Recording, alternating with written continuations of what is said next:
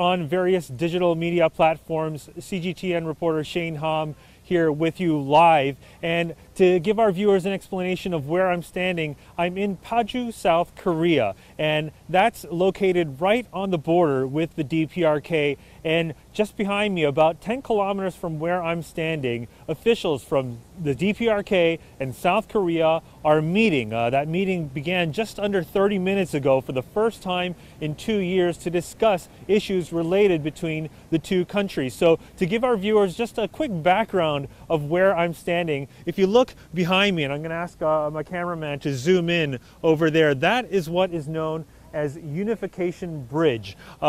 This is the last point where civilians here, South Koreans, can go to the border without getting prior authorization. So just earlier this morning, about 2-3 hours ago from now, the 5-member delegation from South Korea left Seoul, the Inter-Korean Dialogue office there, past this point. And if you go beyond this point from here, it's the joint security area separating the two sides, the JSA, and just beyond that is, of course, Panmunjom. And where they're meeting right now is the Peace House located within the Panmunjom area on the southern side of the border. Now, of course, what they're discussing is of much interest. South Korean officials had mentioned there's no official agenda item at this point, but what they're really looking for, what they have prepared for with mock discussions and strategic discussions, is two main points. That, of course, the first one of which being the DPRK's participation at the Pyeongchang Winter Olympics. Now,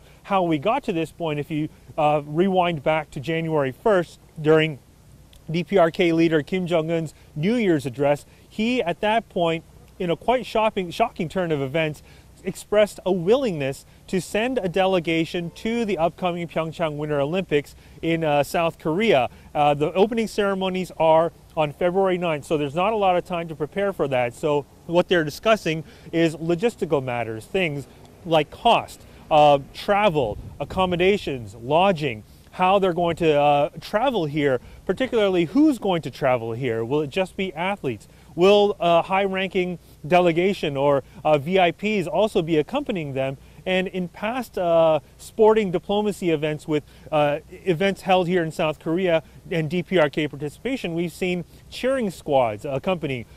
In my memory, the 2012 Asian Games, when they were held down in Busan, a delegation here arrived from the DPRK by cruise ship, and that was actually used for their lodging as well, as opposed to staying in the athletes' village. So those are the logistical matters that the officials will be discussing at this point.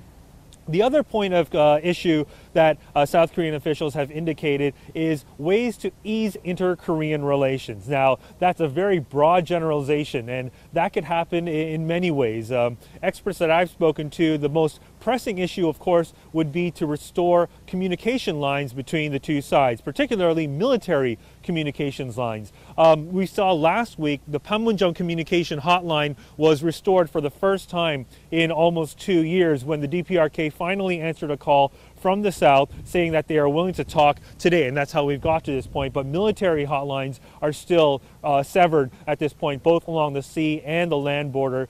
There can also be humanitarian and civilian exchanges as well. Also, the restoration of the Kaesong Industrial Complex. Also behind me, just about a 30-hour drive away, is the Kaesong Industrial Complex. And if you go back to February of 2016, you'll remember that then South Korean President Park Geun-hye completely shut down the Kaesong Industrial Complex in response to, of course, the DPRK's long-range missile and nuclear tests at that point.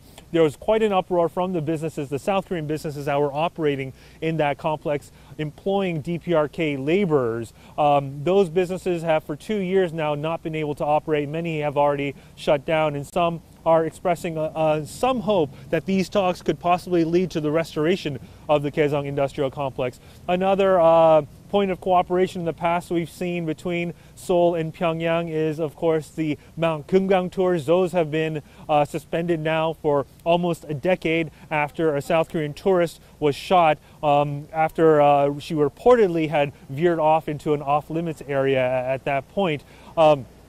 Now, so in terms of inter-Korean relations, these are all ways that they could possibly come to an agreement. There's no telling when today's meetings are going to end. Now, in the broader scheme of things, of course, many are skeptical here whether these inter-Korean talks can lead to an easing of tensions, especially when it has to do with the DPRK's nuclear program. Experts that I've spoken to have said that it's probably limited in what South Korea can bring to the table at these talks, because if you talk about joint military drills or sanctions that are placed on the DPRK at this point, South Korea really doesn't have much power in that, because these are all international community efforts.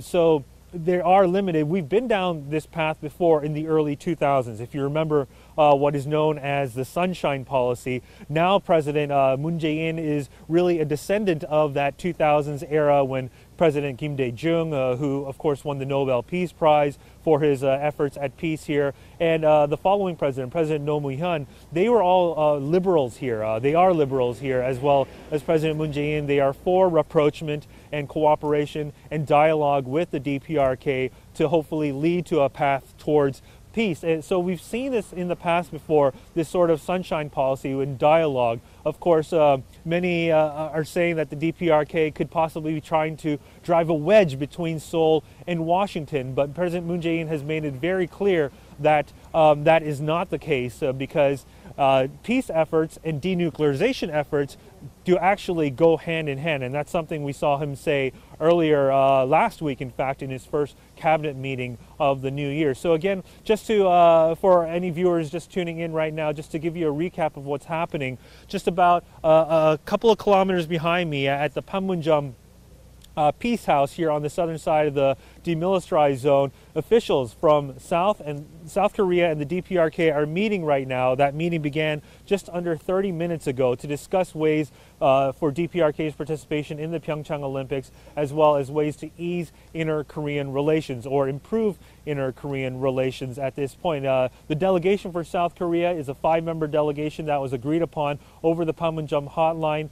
South Korea is represented by both the Unification Minister, a Vice Unification Minister, as well as officials from the culture, sports, and tourism industry as well. So it goes to show just what will be the focus of these meetings. The Unification Minister is ordered to really brief the South Korean president directly for the results of this meeting. We don't know how long this meeting will last at this point. It could last an hour based on past precedent. These kind of sort of talks have actually gone on through the night, overnight as well. What we do know is once the meeting is over, an announcement or statement will be read at the Truce Village here on the South Korean side by the Unification Minister. And of course, stay tuned to CGTN for all the updates of what's happening here behind me at the Truce Village of Panmunjom between officials from the DPRK and South Korea. So that's all I have for you here. Thank you for tuning in. Again, stay tuned to CGTN. So I'll sign out from here near the demilitarized zone separating the two Koreas. Shane Ham, CGTN, Paju, South Korea.